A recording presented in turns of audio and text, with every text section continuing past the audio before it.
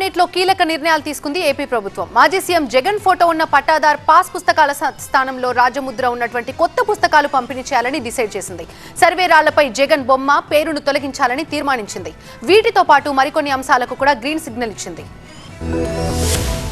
CM Chandrababu అధ్యక్షతన సచివాలయంలో సమావేశమైన ఏపీ కేబినెట్ పలు కీలక నిర్ణయాలు తీసుకుంది. స్థానిక సంస్థలు, సహకారం సంఘాల ఎన్నికల్లో 3 పిల్లలు ఉంటే పోటీకి అనర్హులు అనే నిబంధనను రద్దు చేస్తూ మంత్రివర్గం తీర్మానించింది. కొత్త మద్యం పాలసీ రూపకల్పనకు కేబినెట్ ఆమోదం తెలిపినట్టు మంత్రి పార్థసారథి తెలిపారు.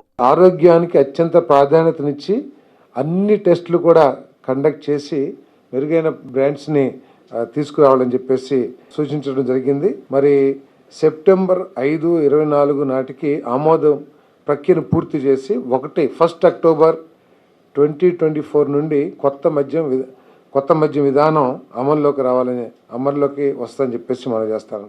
వివిధ రాష్ట్రాల్లో అనుసరిస్తున్న విధానాలపై అధ్యయనం చేస్తామన్నారు. అక్టోబర్ 1 నుంచి ఏపీలో కొత్త మద్యం పాలసీ అమల్లోకి వస్తుందన్నారు. రాష్ట్రంలోకి అక్రమ మద్యం రాకుండా చర్యలు తీసుకుంటున్నామన్నారు. ఇక మాజీ సీఎం జగన్ ఫోటోతో ఉన్న పట్టాదారు పాస్ పుస్తకాల స్థానంలో రాజముద్ర ఉన్న కొత్త పుస్తకాలు పంపిణీ చేయాలని మంత్రివర్గం నిర్ణయించింది. సర్వే రాళ్లపై జగన్ బొమ్మ పేరును తొలగించేందుకు మంత్రివర్గం నిర్ణయించినట్టు మంత్రి పార్థసారథి వివరించారు. 22A భూముల రిజిస్ట్రేషన్లో అవకతవకలు జరిగాయని, వీటిపై విచారణ కారణంగా 3 నెలల పాటు వాటి రిజిస్ట్రేషన్లు నిలిపివేయాలని నిర్ణయించినట్టు తెలిపారు. జగన్మోహన్ రెడ్డి గారి ఫోటో పిచ్చితో కానివ్వండి, ఏదైనా కానివ్వండి, ఆయన ఆస్తి అన్నట్లు ఆయన ఫోటో వేసి ఏదైతే ఇచ్చారో వాటిని రీప్లేస్ చేస్తూ ప్రభుత్వ ముద్ర, అదేవిధంగా QR కోడ్తో కూడిన కొత్త పట్టాదారు పాస్ పుస్తకాలు అందజేయాలని చెప్పేసి కేబినెట్ నిర్ణయం తీసుకుంది. వీటితో పాటు మరికొన్ని నిర్ణయాలు తీసుకుంది ఏపీ కేబినెట్.